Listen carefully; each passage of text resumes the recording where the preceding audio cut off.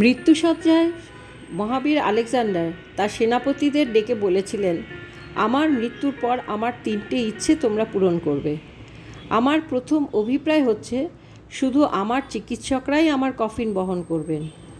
দ্বিতীয় অভিপ্রায় হচ্ছে আমার কফিন যে পথ দিয়ে গোরস্থানে যাবে সেই পথে আমার অর্জিত সোনা ও রূপো ছড়িয়ে থাকবে। আর শেষ অভিপ্রায় হচ্ছে কফিন বহনের সময় আমার 2 হাত কফিনের বাইরে ঝুলে থাকবে।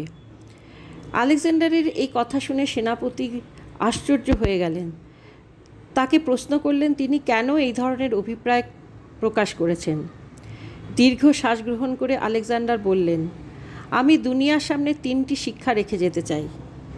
আমার চিকিৎসকদের কফিন বহন করতে এই কারণে বলেছি যে যাতে লোকে অনুধাবন করতে পারে চিকিৎসকেরা কোনো মানুষকে সারিয়ে তুলতে পারে না, তারা ক্ষমতাহীন আর মৃত্যুর থাবা থেকে রক্ষা করতে অক্ষম।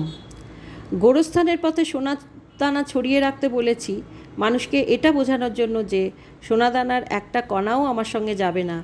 এগুলো পাওয়ার জন্য সারাটা জীবন ব্যয় করেছি, কিন্তু নিজের সঙ্গে কিছুই নিয়ে যেতে পারছি না।